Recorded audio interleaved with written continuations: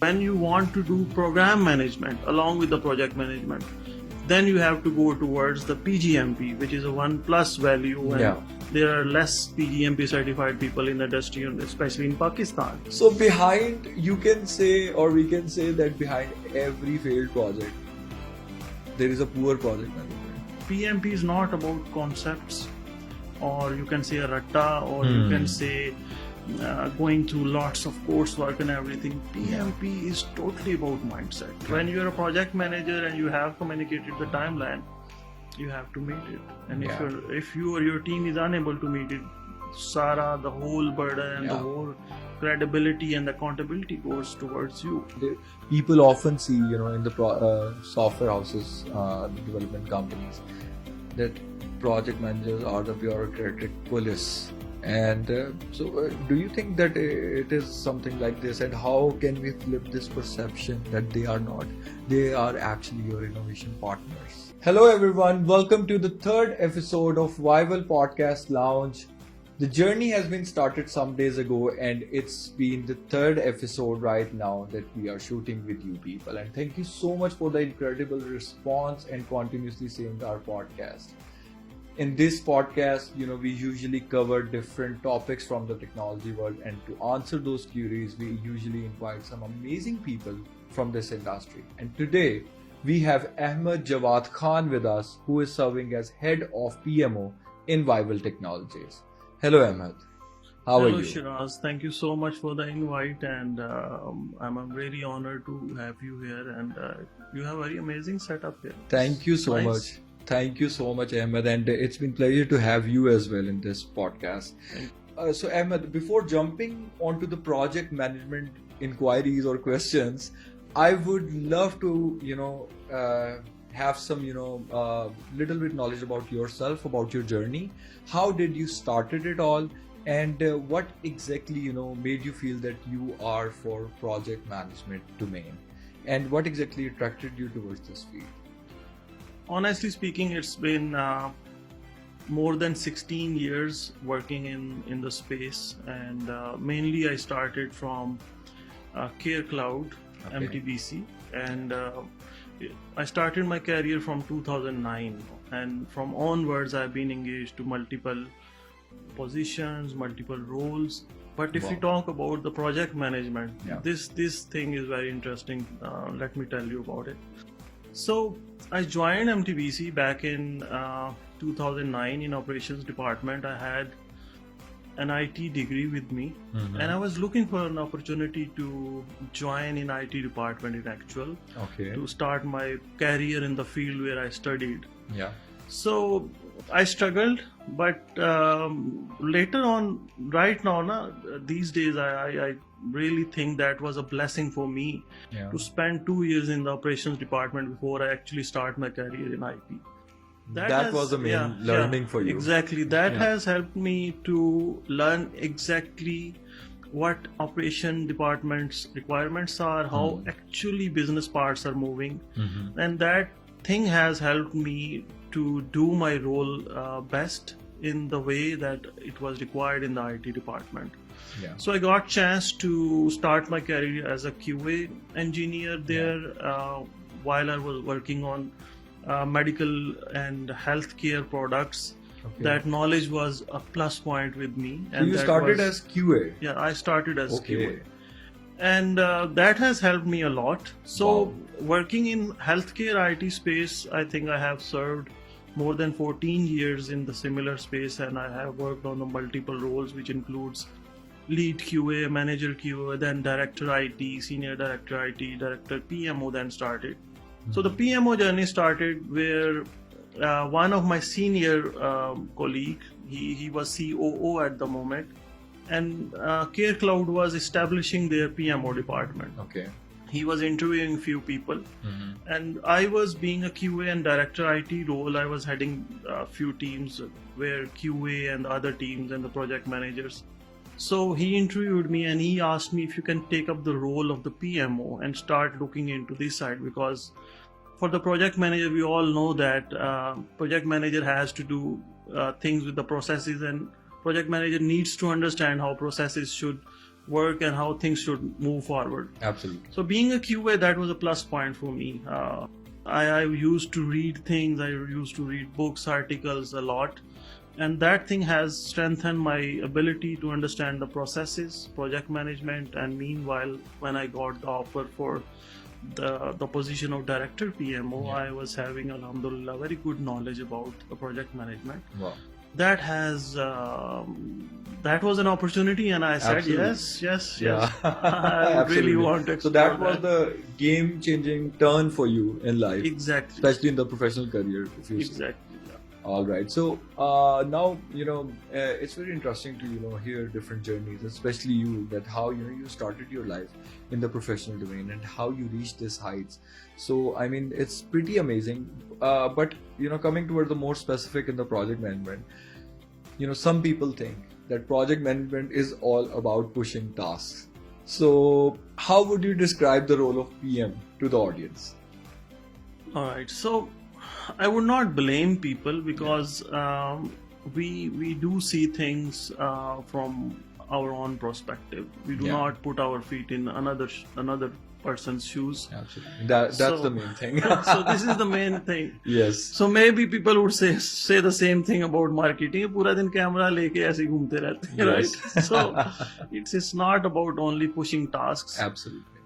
This job is highly demanding and highly responsive type of a job where you have to serve as a servant leader, you have to work with the team as a team member, you have to take the responsibility to deliver things, and you have to also take care about the process, you have to take care about the deliverable, client communication, and lots of other stuff And that a it's project about, manager has to deal with. Handling the responsibilities, I would guess, Exactly. and that is the main thing to have that administrative role, and that is the most difficult job right now, I think, in most of the companies. Exactly.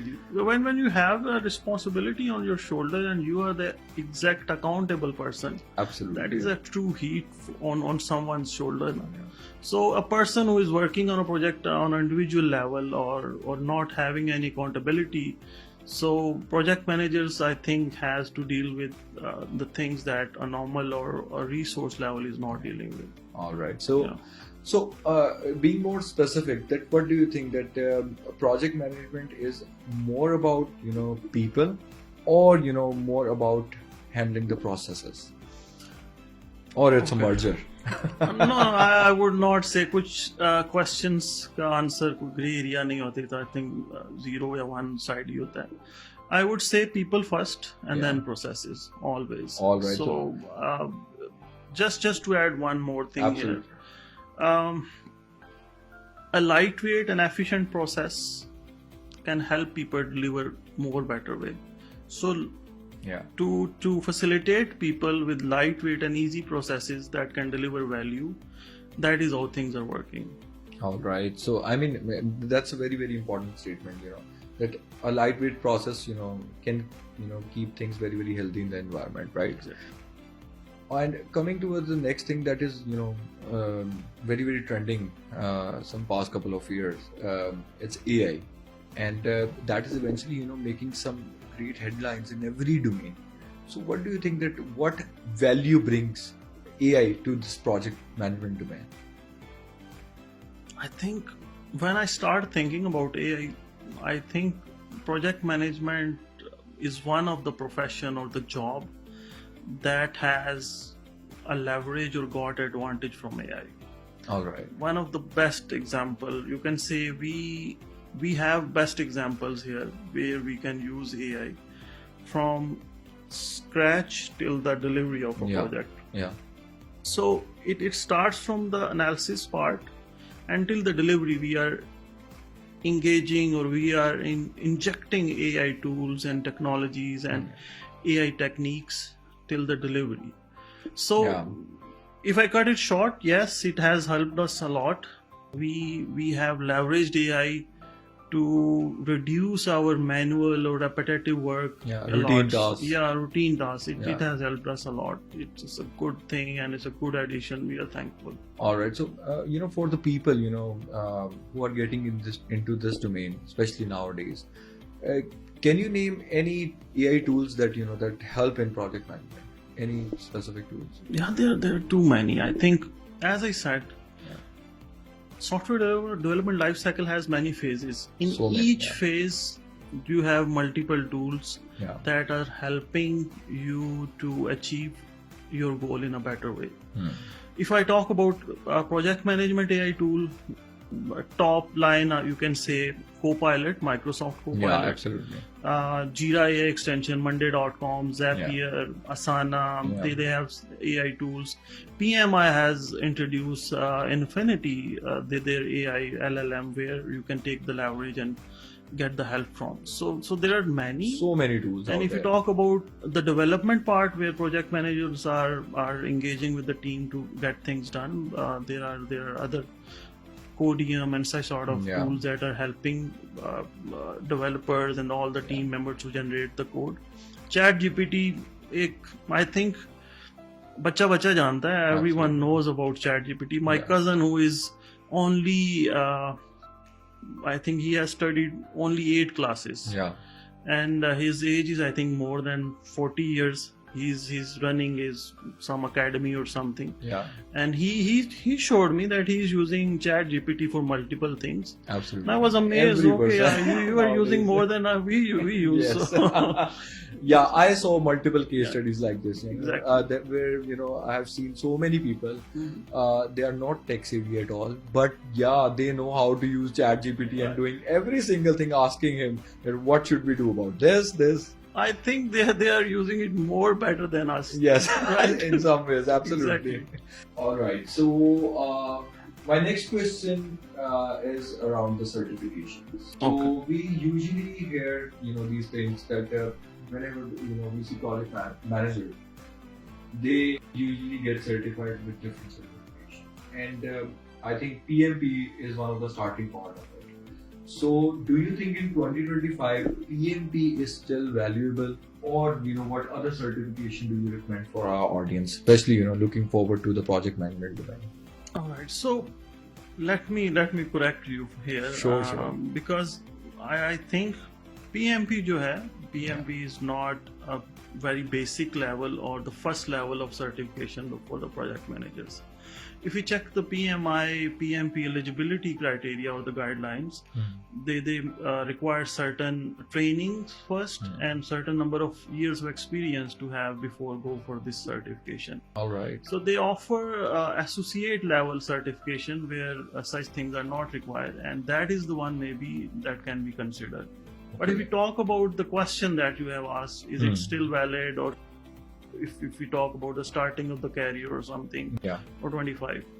So the good part is, Shiraz, we have best example of Nokia, right? Whenever we talk about transformation, we recall that and we say, okay, उन्होंने transform नहीं किया, and they were nowhere, and they have lost a lot. So absolutely, PMI is not like that. PMI is something like they are the entity where they have started working on AI when it got started. Okay. And they have transformed their project, transformed their certifications and their course and the content. With respect to AI. With respect to AI, with respect to the modern techniques, they have introduced many new AI certifications alongside. So they are revising their course according to the needs of the era that we are going. So these certifications are still updated. Yeah, right? These are updated. I would say yes. PMP is a good certification to have for project managers. I have done that, and I would say, because I have an experience doing this certification, PMP is not about concepts, or you can say a ratta, or you can say going through lots of coursework and everything. PMP is totally about mindset. When you will have a right project manager mindset, you will be able to pass the PMP exam, and that is about 4 hours continuous exam. You have to sit, no break, and you have to answer multiple scenario based questions. They are checking your mindset. They are checking, are you a good fit for project management or not?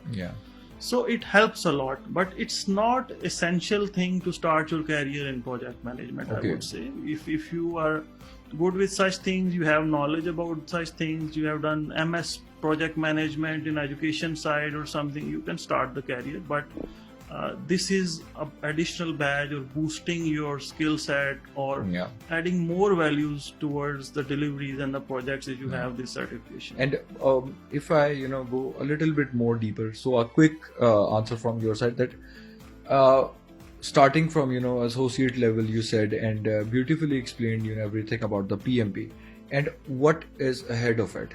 Any more certifications, like 2, 3, 4 certifications you can name? So there are a lot. It depends. First of all, you need to see what is the need of your career or the organization that you need to do. So there are multiple others. If we talk about CSM, Certified Scrum Master, for Scrum Masters, this is a professional Scrum Master certification. And after PMP, if you're dealing with portfolios or program management, you have to do the program management certification. This is a one additional level of PMP, and the portfolio management is at the top. All right, so PFMP is at the top at the moment. Yeah, so I can say that it is about the subdomains in the PM project management that you need to select, and that's how you select for the certifications in it, right? So I think yes, because you need to understand what is the need or what is the area that is best fit for your job description, right? All right. So PMP is totally focused on Agile and project management. When you want to do program management along with the project management, then you have to go towards the PGMP, which is a 1+ value, and there are less PGMP certified people in the industry, especially in Pakistan. Okay. And PFMP is one more step ahead when you have to deal with program management. So it depends what sort of job nature you are doing, and accordingly you have to do. Either you are doing a Scrum Master job, you go and do this as CSM or PSM. If you are doing a project management, go for the PMP. If you are doing a program management, go for the PGMP. All right. And if you are doing portfolio management, go for the PFMP. So it is according to the job nature or the work nature that you have. And these are the best certifications I'm naming. There are lots of others you can explore, and multiple entities are providing such certifications, but well known, well recognized around the globe, these are the one. All right, so I mean, really insightful, all these things, especially for our audience and people who are looking to enter into this domain. So another aspect is that project management has different models in it. So if we talk about we have Agile, Waterfall, and so do you think that sometimes it confuses the team, or it makes teams more flexible to work in the project management part? So I think I'm working in the space. It's been more than 16 years. I told you. Yeah. And the conclusion here is, if team is confused, then I think we need to have some trainings for the teams. Whenever we introduce something, we need to have a good introduction towards these methodologies, so team could understand what is the best fit for their need. All right. So this is the answer, I guess. All right. So, next thing is about, one tool that you have mentioned. It's about Microsoft Copilot. So when it released, Microsoft has said, it kills the PM role. So what's your take on this? It hasn't killed any yet. Yeah. So eventually we can say that, it's making PMs more efficient. Certainly, yes. AI and the tools are helping PM to work smarter, and this is also something that is a wonderful tool that we are getting leverage with, and it is helping our job easier. So the work that PM had to do in the past when we were not using AI tools, now it's in the hand of AI. Now PM has an option and time to think more and do more good smart work. All right. So, and Copilot, Microsoft Copilot is, we can say, one PM agent for the people, for the resources. So, how do you see PM agents are coming into the industry, and are they taking over the human roles? Not at the moment, Shiraz. Honestly speaking, right now we are in a era where the AI and agents are not the decision makers, right? Yeah. They have to have humans Over them, leveraged with the decision making, approving things, and working alongside. Yeah. But Absolutely. maybe in the future, these agents would take lots of work from the project management or any role, like maybe developer, maybe QA, maybe any other role. So it's not limited to the PM. So agents can take up multiple type of work in the Absolutely, future, absolutely. but it will open new opportunities for the roles. Yeah. It could be something that these roles would be, you can say, accountable, or would be working on multiple different directions where AI is not there yet. All right. So, you talked about, different roles, not only in the project management part, but in the other domains of even the software development lifecycle. So when we see, if we let's have a real case scenario or a use case that if we implement different AI agents, for instance, a dev agent, BA agent. So those all agents, when they are working, we need to have anyone to control them, a controlling entity, I would say. So A driving entity, you can say. absolutely driving entity. So we need to have of course a PM agent over it, if we can say, if we don't have a human in that place. So how do you see a PM agent is controlling other agents and taking decisions and everything? So how do you see it all in the coming era? Definitely we are going to see it. I think for control, PM agent would not be there. This is my opinion, because when you program an agent or program a code, they work on the programming thing, right? Yeah. So if a person needs to control anyone, that means वो program जो है वो ठीक से शायद नहीं चल रहा. That program is not working well.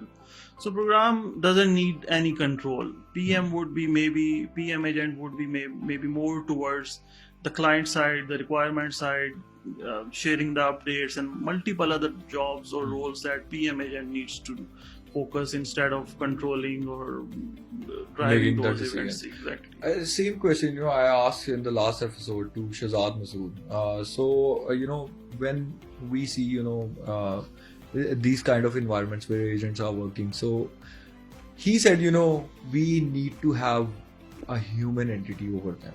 So eventually the end decision maker will be the human. So that's what you are saying, that eventually the decision making authority will be the human over those AI agents. So right now, yes, human involvement is a very important and necessity. I have gone through and I have done some certifications offered by PMI where they trained or they give the lectures or give the information to people who are doing those certifications, that what prompt engineering is, how you can create your LLMs, how you can do the AI stuff and produce your results. And they keep emphasizing you have to review once. Yeah. So as a reviewer, as a checker, yes, human involvement is still there. It's still there. And for such parts where maybe AI reaches to a certain level of accuracy where human involvement is not involved, maybe AI can take it up in the future, but not at the moment. And the interesting part is AI is doing lots of work for the humans at the moment, but I would say a common sense, जिसको हम कहते हैं ना, the common sense thing, absolutely. that is limited to the human. Yeah. And it will not go towards the AI. So Yes. this is the property or copyright thing that human will still have, and that will keep leveraging them. All right.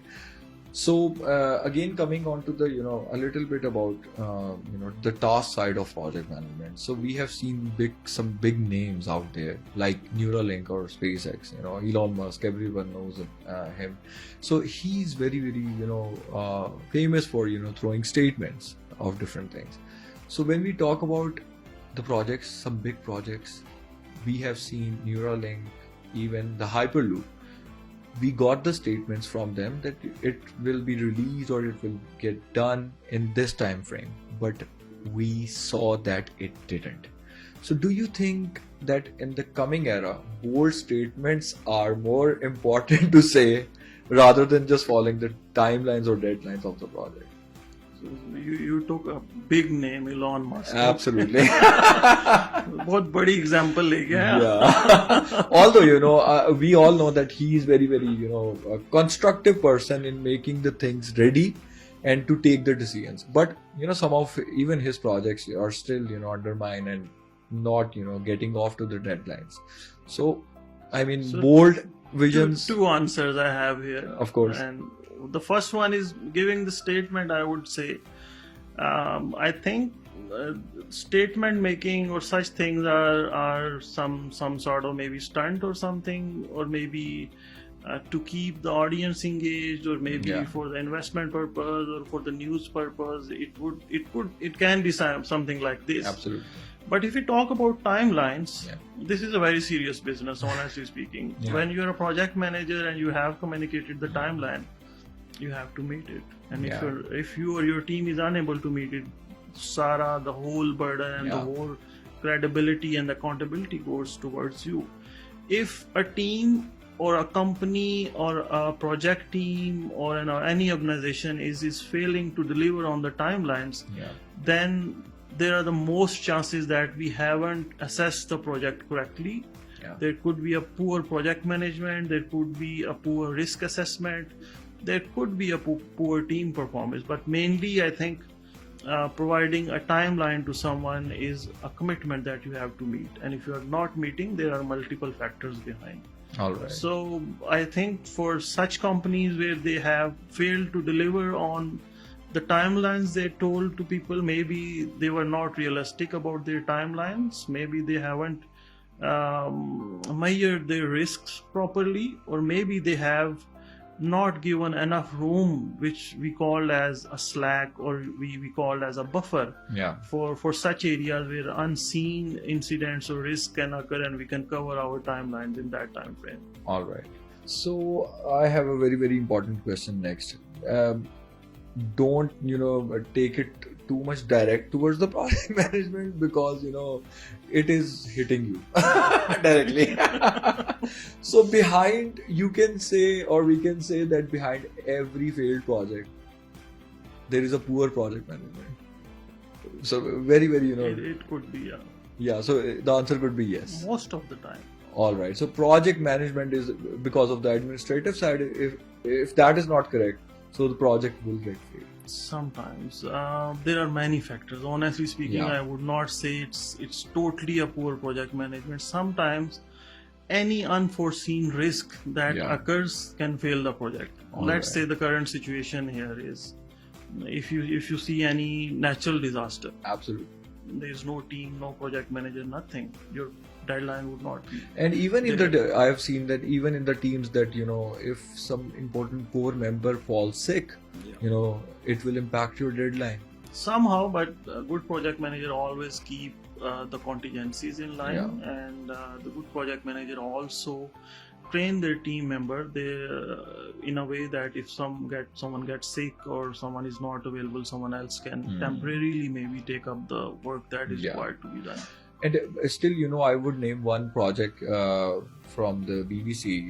They lost 125 million on a project. I wouldn't name that project, but it was a very, very it was a project that goes into the news, and we have seen that these kind of projects sometimes get failed. But the question is, why do organizations like these, they have people, they have money, they have resources, every single thing, but somehow their projects also get failed? So why is that? So that is 125 million, right? Yeah. Which is, I think that was, if you turn it into British pound, 97 million pounds that they lost. Yes. So the important thing is the root cause of the failure of that project was, as per my study or analysis, was the poor project management and not calculating the risks properly. That has caused the failure of this project. And this is not the only one. I can name few other. There was one digital transformation project that FBI had started in the past, and that got also failed, and they lost multi-millions there. All right. So it's not about a thing that money and the people and having the everything resources. is there. Yeah. So it's a guarantee of success. Yeah. So there are lots of other factors, Yeah. and sometimes a situation happens, and those situations are for lessons. And such organizations, BBC is still there, everyone Absolutely, knows, yeah. and they are successful. And they I think they must have learned from that, and they must have transformed again. They must have succeeded in that project again. But Absolutely. I mean, they must have learned from that. So the core project management, if we talk about the skills and the analysis part, we learn from the failures and we do things again and to get the success. And even, like you said, that for good organization and even for the good people who are managing things, learning and transforming is always the main key aspect. Exactly. Yeah. So the next part is about the young generation, stepping into this tech industry. And we oftenly, hear about Gen Z, different, things like, they seek more stability. And being the project management side, how do you handle this multi-generational gap? All right, so this is a tough situation. Honestly, I don't know from where you got this question. Yes, this is challenging, and everyone has their own capacity. Yes. If we talk about Gen Z or Bloomers, I think our new generation is more capable and more equipped. They are smart workers. And if we talk about our Gen Z, they are a little bit reluctant towards the adoption of technologies. And I think they are a little bit slower with the deliveries. But keeping the combination, I think project manager is there to assess what is the capacity of the resource and assign the work according to capacity. All right. Assigning work according to capacity or capability is the key to success to deal with such problems, I think. All right. And we, people often see, in the software houses, the development companies, that project managers are the bureaucratic police. And so do you think that it is something like this, and how can we flip this perception that they are not? They are actually your innovation partners. Okay, when we study project management, when we study Agile, when we study such things, project managers are servant leaders and they are good facilitators.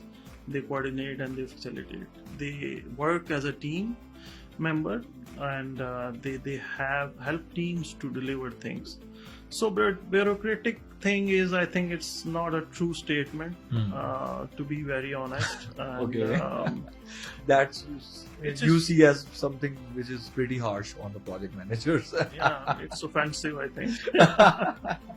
All right. So again, one study said, Gartner, conduct that study, and Gartner said that AI will not replace PMs. But certainly it would replace those people who are not using AI, those PMs who are not using AI. So do you think that is it correct that AI will eventually get into every single function of the PM role? I agree, Shiraz. It's not limited to the PM. PM role, yeah. You know that it's limited to all roles that Absolutely. we are having in the company at the moment. Yes. And yes, whoever is not adopting the technology will not exist and will not be able to compete anymore. All right. Another question is that we usually see and hear these things that transparency is very, very important in the projects. So we saw different companies, those companies are very, very secretive. One name is Apple, launching their products, having their innovations in front of the people. They usually do this at the very, very last moment. So do you think that, does that make some, hurdles for the people working in that specific thing? So for even, taking the example of Apple, so for the people to take, to maintain that secrecy, how do you see that? So, every company, Apple is a big company. Yeah, they huge. are successful. They are rich. They are making more money than other companies, I believe. Absolutely. And secrecy and such things are, I believe, part of their there must be reason behind, right? All right. So transparency doesn't mean that you need to open up everything to everyone.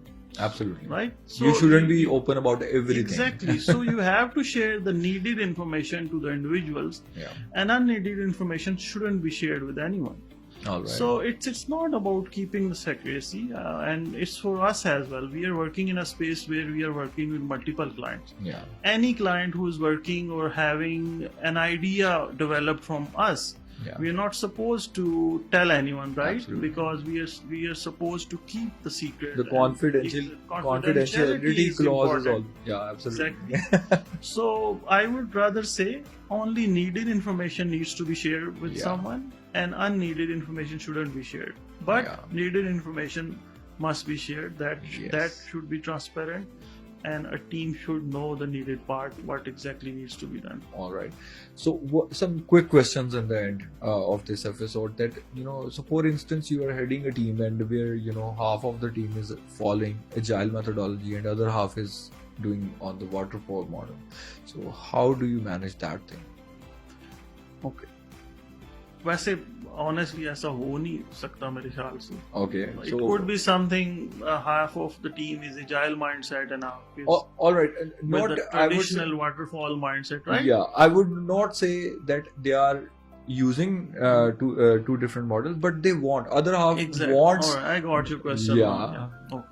So it's not about want, and it's not about that a person wants to follow agile or waterfall. Yeah. It's about the project. Yeah.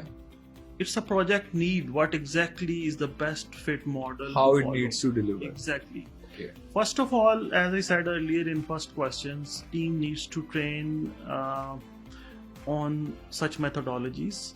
What are the circumstances and what are the projects that are best fit for such areas? Yeah. Like if we have fixed scope, fixed requirement, everything is clear, no client engagement and such things are required, we would be going maybe for waterfall. And we have to get continuous client feedback, scope absolutely. is not pretty much locked, you can go for the agile. Yeah. So it depends on the project nature, what is the best fit for that project, and that can add benefit for the organization and for the client both sides. And team needs to adopt that and follow that for the whole project. And if you have good trained member on the both sides, they would be able to better understand this is best for us, and that's how we can create a win-win. All right. So another tricky question I would say that so for instance, if you have a team and some members are very, very high performing, but they lack consistency, they don't usually follow the processes of the project management. So how would you handle that situation? Still they are, high performer, but following the processes is the biggest challenge for them. All right. So I would say this is not the question that's been asked first time. Most of the time when you do the certification stuff, you get such questions. Okay. And most of the interviewers ask such questions, such situational questions. Yeah. And all time one answer is to train and mentor that resource about the importance of such things. Okay. That a resource must be trained and mentored and help that resource to follow these things. If there is any challenge, maybe you can help them understand what is the reason that you're not unable to follow the process. And if that person is a very intelligent, good with the deliverables and extraordinary, certainly such people are good with the learning and upskilling and with the training stuff. So I believe such people do improve, and I have seen such examples in the past where we face such challenges. We mentored them, trained them, helped them understand what are the processes, what is the importance, why it is adding benefit, and we got the results. And a quick, it's again a very, very important question that in a situation where on a product you are very, very close to launch, but suddenly the client adds 2 to 3 major more requirements. So how do you handle that situation? So when you are working with the client, Yeah. there is always a feedback loop open. Yes. So being a project manager, you have to be intelligent enough, and here AI is also helping. Yeah. You have a scope of work with you. You are Yeah. working on a project. When a client gives you the requirement, you give those requirements to AI model along with the scope of work. AI model will instantly tell you this is out of scope or in scope. Right? Okay. Yeah. So instead of going through with the extended or multi-page documentation, your AI thing would be giving you such conclusion in few minutes. Other than that, if the tool is not there, you might be spending at least one day to dig that out. Okay, yes, this is in the scope or not. So If that thing is in scope, yeah. and that is still doable Yeah. in that timeline, certainly we should deliver. Yeah. And if that is out of scope, we might need to invoke the change management, and we might need to help client understand this is out of scope, and All we right. can we can address that, but after the launch, Yeah. we'll be adding it to the phase 2 or something. So Yes. So yeah, I mean, these AI tools can really help you in mapping the things with the scope that you have with the project.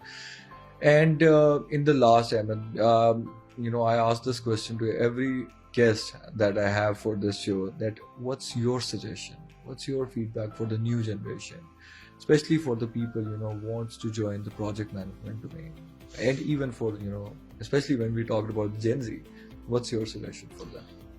Right. So my suggestion for Gen Z or the people who would want to get into such profession, Yeah. it's high demanding and high responsibility job. If you think you are a good responsible person, and you can work and go extra mile, and you can communicate things well, yes, you should come into this field. There is lots of scope, and there is lots of earning as well along with the scope. Absolutely. So it's high demanding job, and if you meet such criteria, you are welcome to the project management. All right. Thank you so much, Ahmed, for your time to join us for this episode. All right. Thank you so much, audience, to see this episode. And I would love to say this, that keep following us on our social channels, because of you people we are doing this incredible podcast and we are covering some great topics. So do follow us on our social channels. Do subscribe on our YouTube channel so you get updated for every new episode. We'll see you in the next episode.